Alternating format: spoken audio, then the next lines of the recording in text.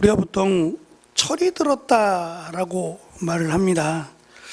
아이와 어른의 차이가 있다면 이 구별 어떻게 하면 어떻게 아이고 누가 어른이냐라고 하는 명확한 구별을 짓기는 좀 어렵습니다. 뭐 몇 살까지는 아이고 몇 살부터는 어른이고 이렇게 말하기도 어렵습니다만 한 가지 그냥 흥미로운 아이와 어른의 차이를 나눌 수 있는 구별이 하나 있는데 그게 뭐냐면 내가 하고 싶은 대로 하고 하기 싫으면 안 하고 그럼 아이입니다. 나이가 40이 되고 50이 돼도 내가 하고 싶은 대로 하고 하기 싫으면 말고 라고 하면 아이고 하기 싫어도 해야 되고 또 하고 싶어도 하지 않을 줄 알면 어른이라고 할 수 있어요. 나이를 불문하고 우리가 흔히 철이 들었다고 말하는 기준이 아마 그럴 겁니다. 우리가 신앙생활도 마찬가지일 것 같아요. 신앙생활이 답이 딱 나와 있지 않아요. 수학처럼 수학의 공식처럼 1 더하기 1은 2야 라고 내가 신앙생활을 1년 했으니까 이 정도, 2년 했으니까 이 정도라고 규정을 짓기는 어렵습니다. 하지만 분명한 것은 우리가 예배를 드리는 그 예배를 받으시는 하나님은 분명히 살아계시다는 거예요.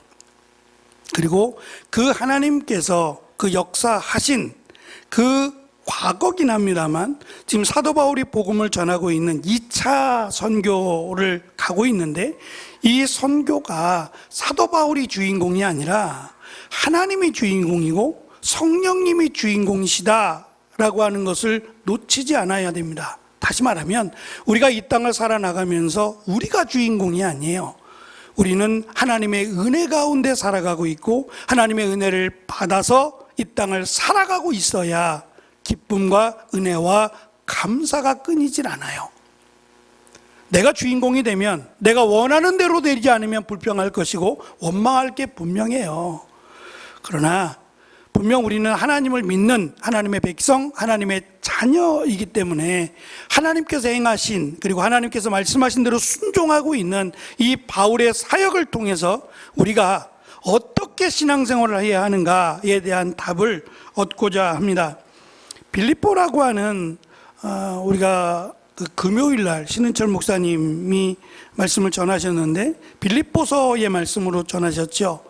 제가 그 전주에 빌립보서를 했었는데 퇴역 군인들의 휴양소였다라고 말씀을 드렸어요. 그 큰 도시 작은 로마라고 여겨지는 빌립보에서 떠나서 데살로니가로 가게 됩니다. 제가 사진을 좀 준비했는데 12장 정도 됩니다. 지금 빌립보라고 하는 곳에서 데살로니가로 화살 표시로 제가 옮겨놨는데 120km입니다. 데살로니가는 특별히 바닷가를 끼고 있어요. 물론 빌립보도 바닷가와 멀지 않지만 이 지중해라고 하는 바닷가와 근접한 지역이 데살로니가입니다. 물론 제가 보여드리는 사진은 지금 현대의 모습이에요. 과거 2000년 전의 모습은 드릴 수가 없어요. 사진을 찍을 수 없으니까. 그래서 지금 2000년이 지난 지금의 모습으로 데살로니가를 보여드리겠습니다. 넘겨주시고 위에서 바라본 모습입니다. 예, 바다를 끼고 있다고 말씀을 드렸어요. 해상 한 면이 해상 도시입니다. 넘겨주시고 네. 여기는 박물관이 있어요. 데살로니가에 박물관이 있는데 아마 2000년 전 또는 조금 더 상회하는 기간의 모습들을 이렇게 조각해 놓은 박물들 모습, 이 모습입니다. 이게 이제 그때 당시에 사람들이 입었던 옷이라고 생각하시면 돼요. 그들의 모습이라고 이해하시면 좋을 것 같아요. 이건 건축 양식인데 지금 봐도 멋있죠? 2000년 전이긴 하지만 그때도 이런 아름다움을 가지고 건축했다라고 보시면 되고 지금 가운데 있는 복장이 군인들 복장이에요. 로마 군인들이 입었던 복장이라고 보시면 됩니다. 이거는 이제 건물에 새겨진 조각이에요. 이런 그 사람 중심, 이 로마가 인간 중심, 신 중심이 아니라 헬라 문화는 신 중심이었다면 로마의 문화는 인간 중심이에요. 그래서 인간을 중심으로 이렇게 조각을 해서 건물에 양식을 했다라고 보시면 되겠습니다. 이것도 아치형인데 이런 아치형의 건물들로 건물을 지었어요. 또한 가운데 보이는 이 사람 얼굴이 들어가 있는데 황제입니다. 로마의 황제가 다스리는 나라 또는 황제를 신으로 숭배하기 위해서 이렇게 그 황제의 얼굴들을 이렇게 건축물에다가 심었다라는 것도 우리가 볼 수 있습니다. 이 해변길인데 아마도 사도 바울이 데살로니가를 가면서 또 데살로니가의 복음을 전하면서 이용했던 길이 아닐까. 물론 과거 2000년 전에는 이 길이 어떠했는지는 알 수 없어요. 지금의 길이니까 아마 이 해변가를 따라서 이동하지 않았을까라고 추측을 해봅니다. 네, 이렇게 해서 데살로니가를 한번 봤습니다. 말씀드린 것처럼 어떤 신앙의 모습, 그때 당시 예배드렸던 회당 이런 것들은 아무 흔적도 없어요. 찾아올 수 없지만 데살로니가라고 하는 그 지역이 이 바닷가를 끼고 있긴 했지만 큰 도시였고 또 경제적으로 문화적으로 상당히 발전된 도시였다라는 것을 우리는 알 수 있습니다. 지금 그곳을 향해서 120km 되는 이 데살로니가를 향해서 갔고 거기에는 회당이 있었다라고 얘기합니다. 얼마나 큰 회당이, 얼마나 많은 유대인이 있었는지는 알 수 없지만 적지 않은 유대인들이 있었다라고 합니다. 그래서 늘 그랬듯이 회당에 가서 그곳에서 말씀을 가르쳤고 또 오늘 말씀에도 보면 그곳에서 메시아가 바로 예수라고 하는, 우리가 전할 예수라고 하는 것을 지금 전했다라고 설명을 합니다. 사도 바울은 사실 예수님에 대해서 어떻게 예수님을 전할까? 인간으로 오신 하나님이신데 인간으로 오신 이 예수님을 어떻게 전할까? 물론 기도하면서 여러 가지 은혜를 구했을 겁니다. 그리고 내린 결론은 메시아가, 당신들이 믿고 있는 그 메시아가 십자가에 달려 죽으시고 부활하셨다라는 것을 선택했어요. 메시아라고 하는 것은 유대인들에게는 하나님이에요. 또 하나님이 보내신 또 선지자, 그 이상의 선지자가 메시아인데 그 메시아가 고난을 당한다? 이건 역설이에요. 우리가 믿는 또는 그들이 믿는 신이라고 하면 좀 강력한 신을 믿지 않을까요? 이왕 믿을 바에는 신을 믿는다면 강력한 신, 나에게 영생을 줄 수 있는 신이라든지 나에게 행복과 또 축복을 선물할 수 있는 신, 이런 신을 믿으려고 안 할까요? 이왕이면 많은 신들 가운데 힘을 가진 신을 믿으려 하지 않을까요? 그런데 그 신이 고난을 당해요. 그 신이 죽어요. 누가 그 신을 믿으려고 할까요? 역설입니다. 메시아, 유대인들에게 메시아가 되는 신이 있는데 그 신이 고난을 당하고 그 신이 죽었다는 거예요. 그리고 그 신이 3일 만에 죽음에서 부활했다라고 전합니다. 있는 그대로를 전했어요. 그런데 왜 하필이면 병든 자를 고쳤습니다, 죽은 자를 살렸습니다, 기적을 행했습니다, 이렇게 전하는 게 아니라 메시아이신 그 예수라고 하는 그분이 인간으로 오셨는데 그분이 고난을 당했습니다. 십자가에 달려 죽었습니다. 3일 만에 부활했습니다. 이걸 전했어요. 많고 많은 것 중에, 예수님이 3년 동안 행하셨던 많은 것 중에 왜 하필이면 예수님이 메시아신데 그분이 고난당했습니다, 그분이 십자가에 달려 죽었습니다, 그리고 3일 만에 부활하셨습니다, 이걸 전했을까요? 말씀드린 것처럼 역설인 것 같잖아요. 부끄러운 것 같잖아요. 그런데 놀라운 일이 일어났어요. 오늘 말씀해 보면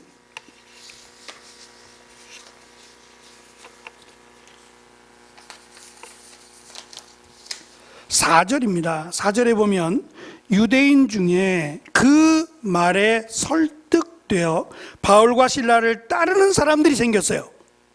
모여있는 회당에 유대인들입니다. 아직 예수님을 믿지 않는 사람들인데 그들이 설득되었다라고 설명을 해요. 믿게 된 겁니다. 정말 그분이 십자가에 달려 죽고 3일 만에 부활하신 그 예수라고 하는 사람이 그리스도다라고 하는 것을 믿게 되었다는 거예요. 또한 두 번째로 함께 있던 하나님을 경외하는 많은 그리스인과 적잖은 귀부인들도 바울을 따랐습니다라고 이야기해요. 귀부인들이라고 하면 경건한 그리스인들이라고 설명하면 일단 그들은 좀 이렇게 지식층이라고 볼 수 있어요. 그냥 막 사는 사람들이 아니라 우아하게 사는 사람들, 다른 사람보다 더 리더격에 있는 사람들이에요. 그러면 많은 지식을 갖고 있을 것이고 또 좀 고민하고 생각하고 생활하는 사람들이라고 할 수 있을 겁니다. 그들이 지금 바울이 전하는 거예요. 메시아 그리스도라고 하는 분이 있는데 그분이 십자가에 달려 죽으셨습니다. 3일 만에 부활하셨습니다.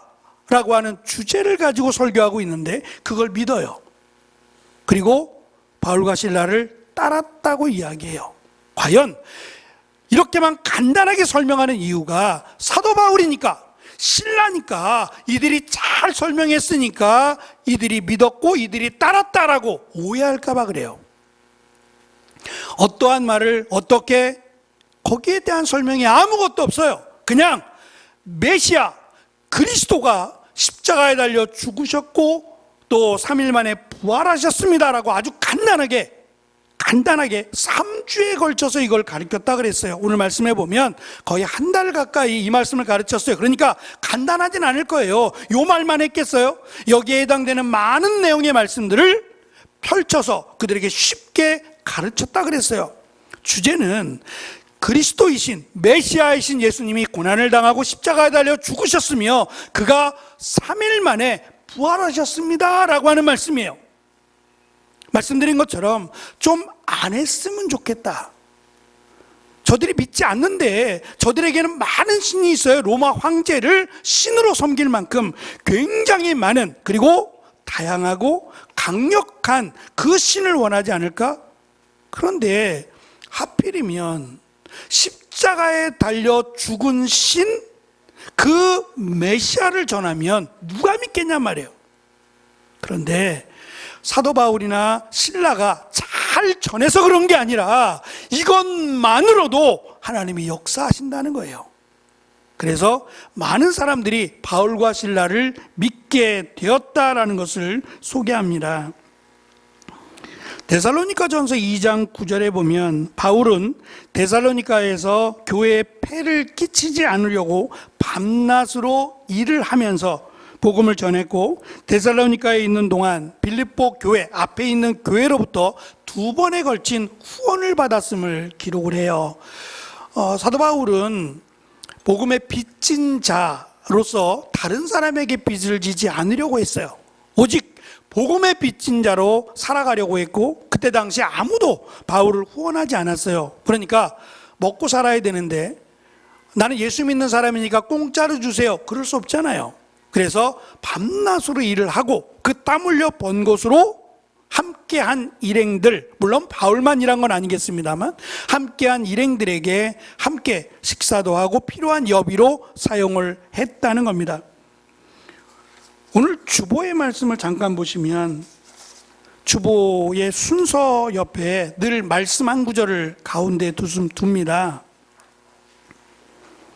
금요 저녁 예배, 새벽 예배 그 밑에 말씀 한 구절이 늘 실리게 되는데 같이 읽어볼게요. 데살로니가 후서 3장 10절의 말씀입니다. 시작. 우리가 너희와 함께 있을 때에도 너희에게 명하기를 누구든지 일하기 싫어하거든 먹지도 말게 하라 하였더니 라는 말씀이 바로 데살로니가에서 바울이 설교했던 말씀이기도 해요. 누구든지 일하기 싫어하거든 먹지 말라는 거죠.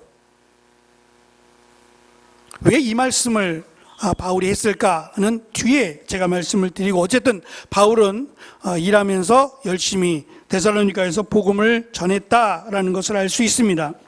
문제는 지금 회당이라고 하는 유대인들이 모여있는 그 회당에, 또는 유대인들, 먼저 살고 있는 유대인들이 시기했다고 설명을 해요. 그 이유가 자기들이 알게 한, 그러니까 하나님을 경외하는 자들이라고 말하면 이 데살로니가에 살고 있는 그리스인들인데, 그들에게, 이방인들이죠, 그들에게 하나님에 대해서 가르쳤더니 그들이 하나님을 경외하게 되었어요. 그 가운데는 지식인들도 있고, 그 가운데는 이 귀부인으로 소개되는 이들도 있었어요.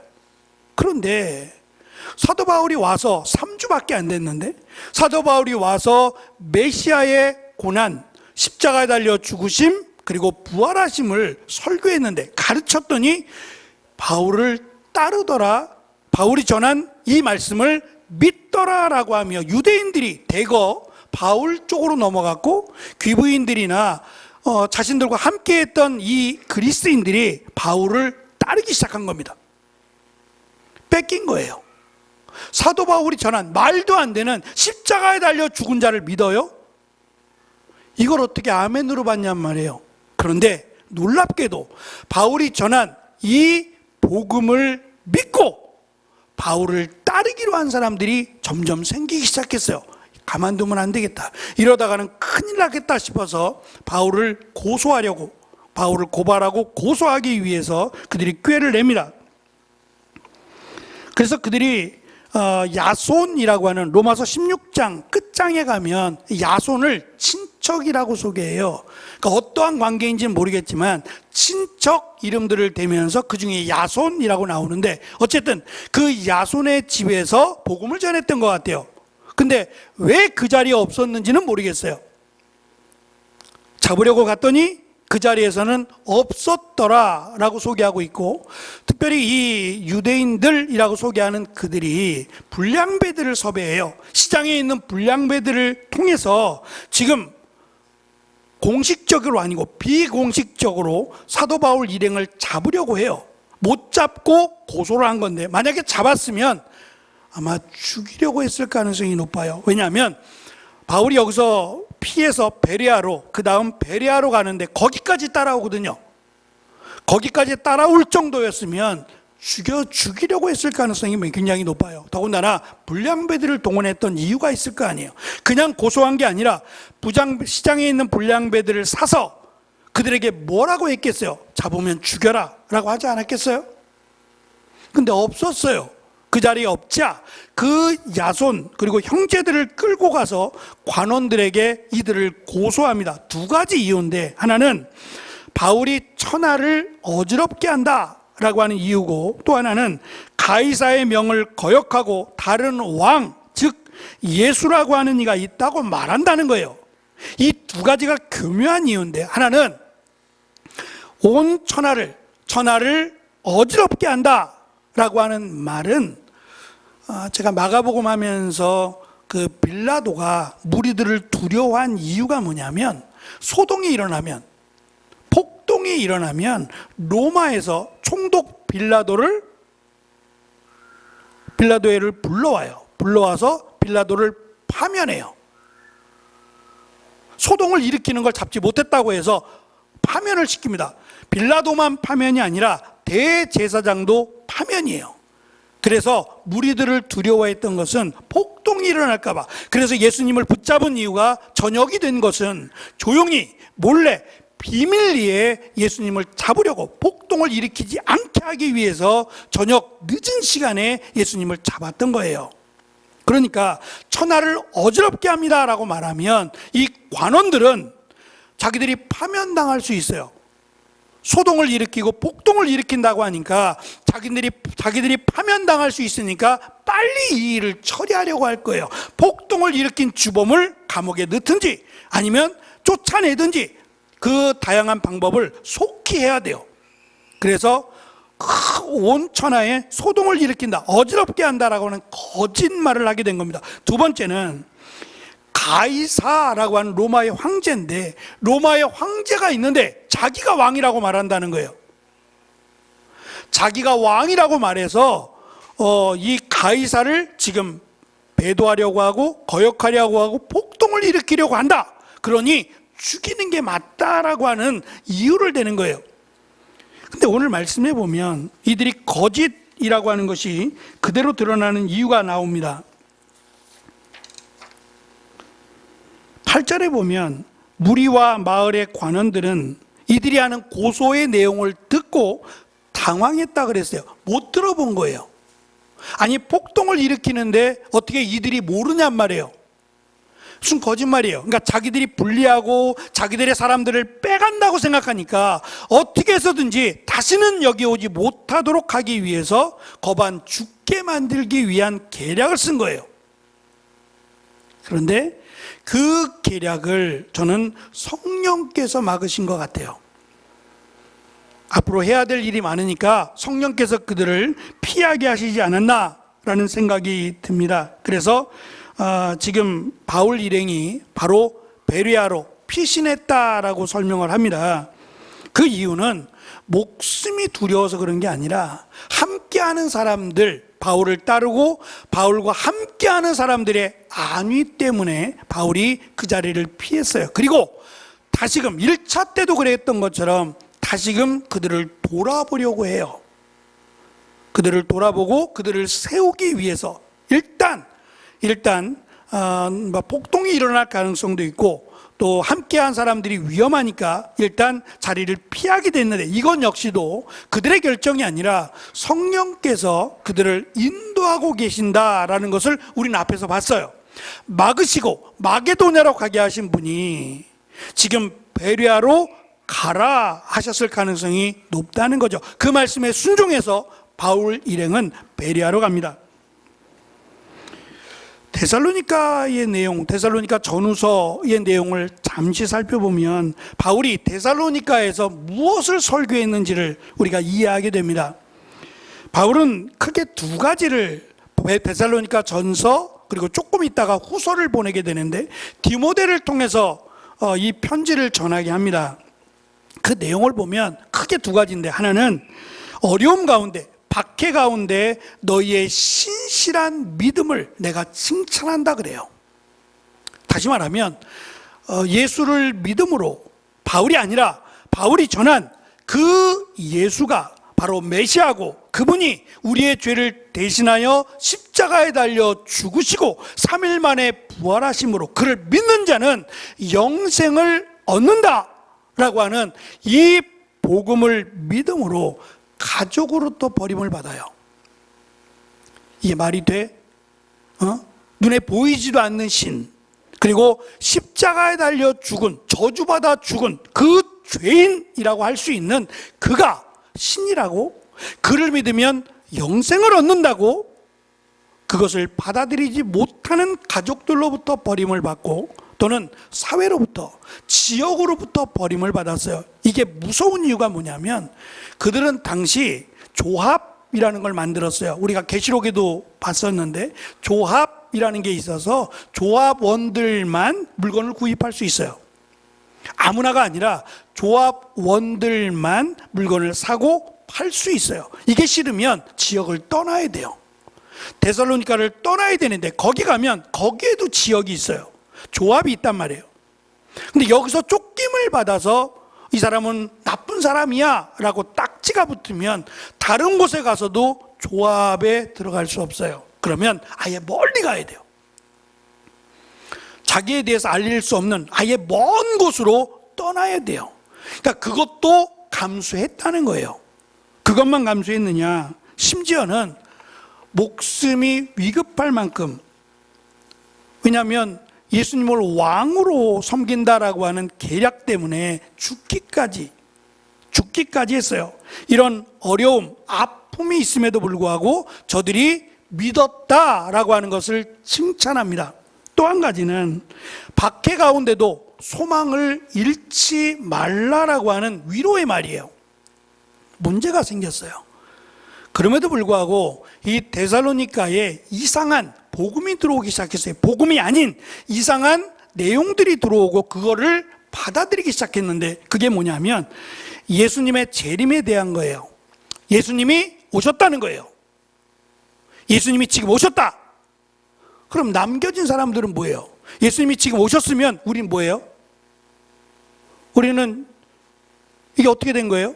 흔히 말하는 휴거라고 하는 것은 예수님이 오시면 들림받는 거예요. 그럼 남아있는 사람들은 뭐죠? 들림받지 못한 거예요. 그러면 또 다른 기회를 주신다. 이게 이제 요한계시록을 잘못 해석하는 사람들의 이야기예요. 그렇지 않아요. 예수님이 오시면 이 땅에 남아있는 자는 아무도 없어요. 다 들림받는다 그랬어요. 죽은 자도 살아있는 자도 다 들림을 받아요. 새 옷을 다 입는 거예요. 썩지 않을 옷을 입게 되는데, 문제는 지옥이냐 천국이냐가 나누어지는 거예요. 그러니까 예수님이 다시 오시면 이 땅에 남아있는 사람은 아무도 없어요. 성경이 가르쳐주는 건 그거예요. 남아있는 사람 그런 거 없어요. 근데 잘못 해석하는 사람들은 예수님이 오셨다, 그리고 남겨진 사람들, 휴거하지 못한 사람들은 또 다른 기회를 주실 것이라는 거예요. 그러니 믿음을 더 지켜야 된다. 더 힘써 믿음을 지켜야 그 다음 휴거를 받는다. 이렇게 설명해요. 잘못된 거예요. 그렇지 않아요. 예수님은 한 번 오실 것이고, 그때 오시면 남아있는 자, 살아있는 자나 죽은 자나 다 들림을 받아요.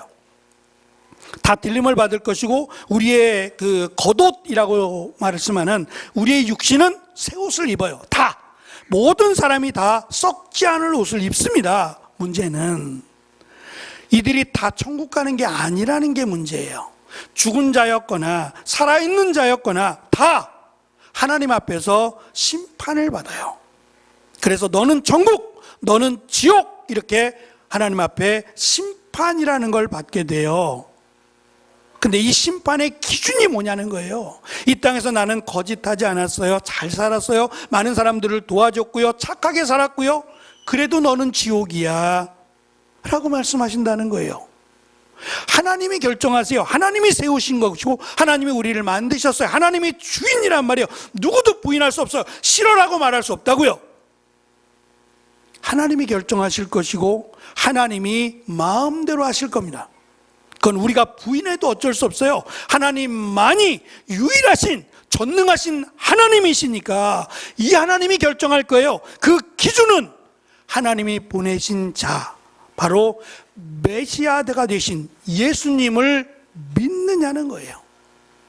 그러면 그것 하나로 비록 내가 이 땅에서는 부족하고 또는 이 땅에서는 내가 억울하게 또는 병이 들어서 연약하게 그렇게 살았을지라도 예수님을 메시아로 믿으면, 예수님이 나의 죄를 대신하여 십자가에 달려 죽으셨고 부활하셨음을 믿는다면 그것 하나로 그 사람은 천국을 간다는 거예요. 그런데 이게 잘못돼서 예수님이 오셨다고 말하는 거예요. 이미 오셨다. 그러니 그럼 우린 뭐야? 버림받았네? 우리는 천국 끝났네? 라고 생각하며 자기 마음대로 살았어요. 그럼 내 마음대로 살아 이제. 예수님 오셨다니까 우리는 구원받지 못한다고 하니까 내 마음대로 살아 라고 하면서 무절제한 삶을 살았어요. 그리고 또 한 가지, 아직 안 오셨다는 거예요. 언제 오실지 모른다는 거예요. 이 두 가지, 예수님의 재림에 대한 잘못된 생각 때문에, 예수님 언제 오실지 아무도 몰라, 안 오실지도 몰라 라고 하는 말 때문에 게으르게 살아가는 거예요. 일 안 하는 거예요. 그냥 그렇게 살아. 뭐하러 열심히 살아. 예수님 언제 오시면 끝날 텐데 그냥 내 마음대로 즐기며 살아 라고 하는 게으른 삶에 대해서 아까 말씀드린 먹기 싫은, 일하기 싫은 사람은 먹지도 말라는 거예요. 하나님이 우리를 이 땅에 보내실 때 수고의 땀을 흘리라고 하셨어요. 그것은 하나님이 주신 하나님의 법이에요. 일하기 싫으면 먹지도 말라. 그러니까 이 말이 아니라 거꾸로 얘기하는 거예요. 먹고 싶으면 어떻게 하라고요? 일하라고요. 다시 말하면 열심히 일하면 하나님이 먹을 것을 주신다는 거예요.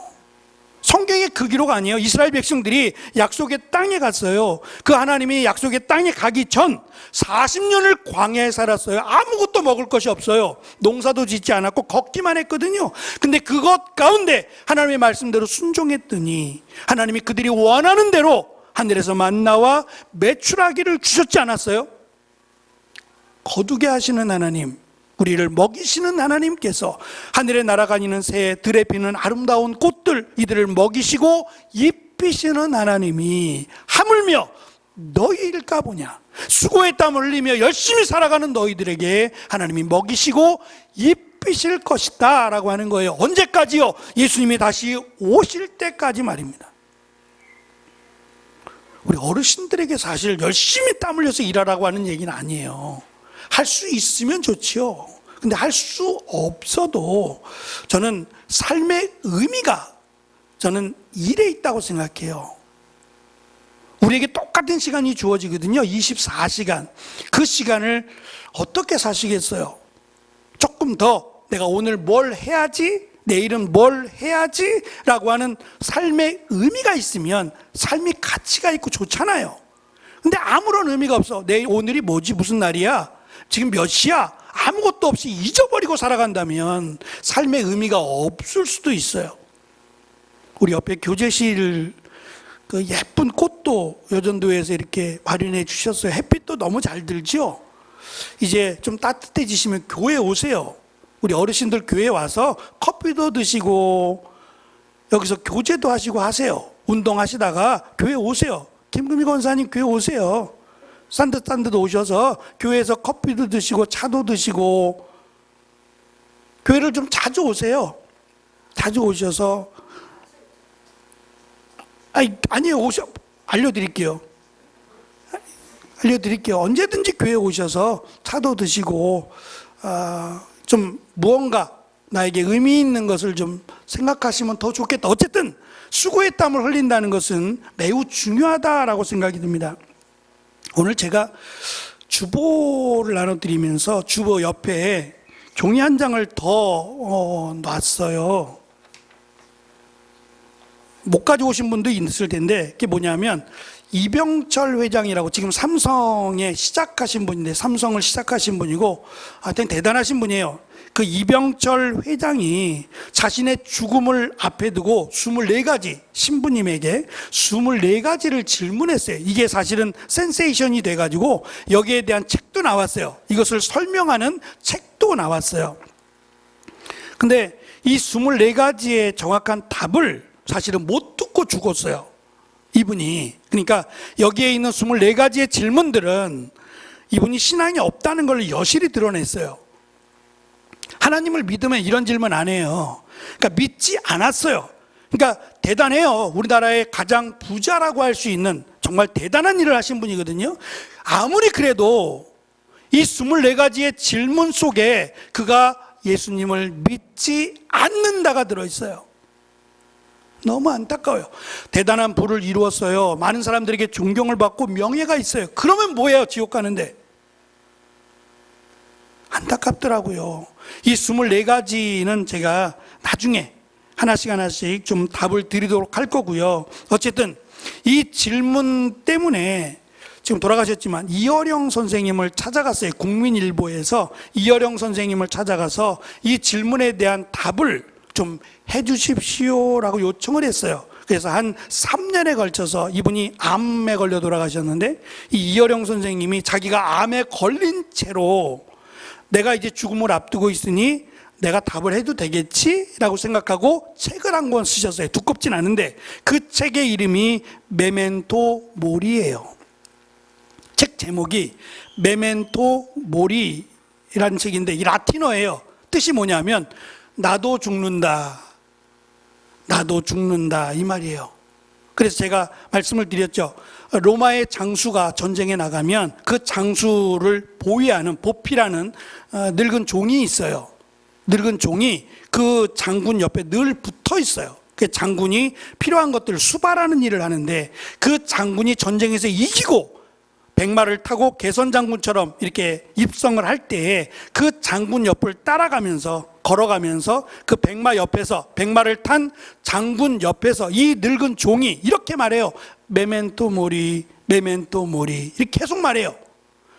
무슨 말이에요? 당신도 언젠가는 죽는다. 다음 전쟁에서 죽을지 모르고 당신도 중요한 것은 죽는다. 그걸 잊지 말라는 거예요.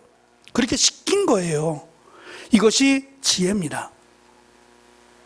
우리도 마찬가지죠.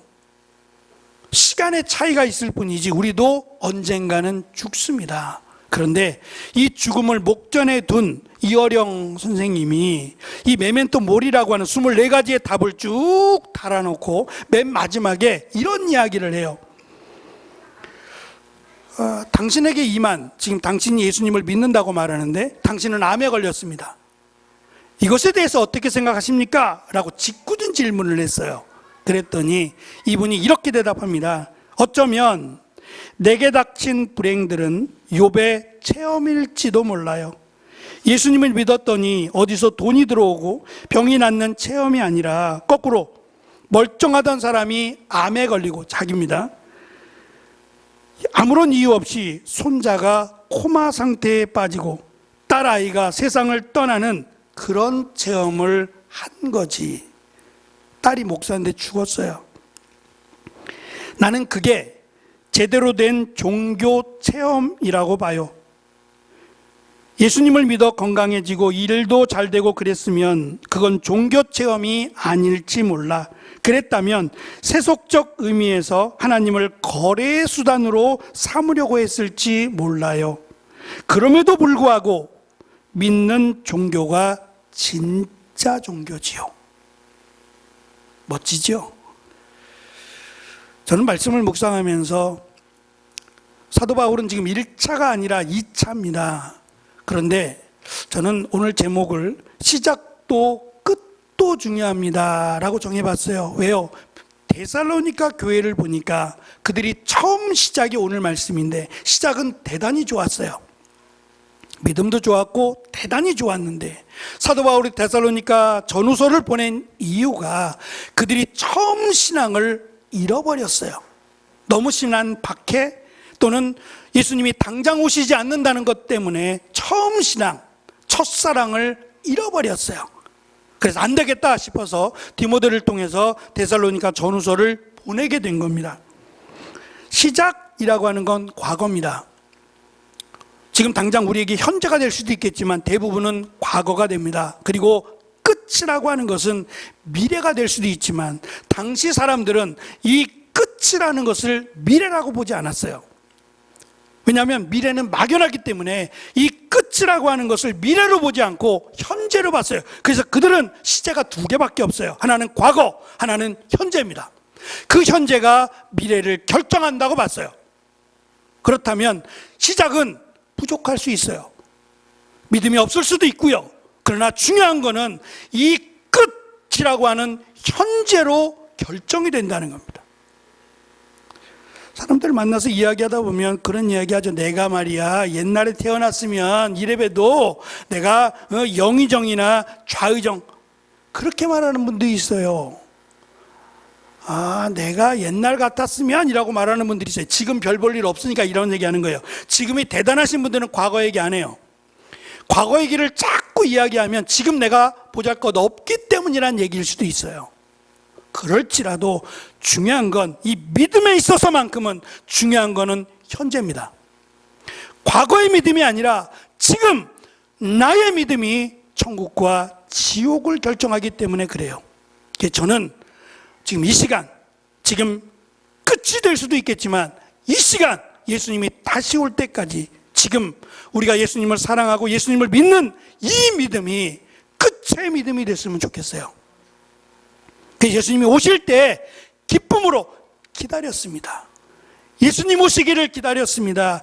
예수님 오셔서 너무 감사합니다. 저를 이 땅에 보내주셔서 시작하게 하신 그 예수님이 이 끝인 마지막까지 예수님을 믿게 하시니 감사합니다 라고 찬송할 수 있었으면 좋겠어요. 시작도 중요하지만 무엇보다 끝이 중요합니다. 예수님이 다시 오실 때까지 언제일지는 아무도 모르겠어요. 오늘이 될지 내일이 될지 모르겠지만 그 끝이 우리의 현재가 되어서 우리의 믿음이 칭찬되고 그 믿음으로 주님 앞에 기쁨으로 나아가는 우리 모두가 되시기를 축원합니다. 기도하겠습니다.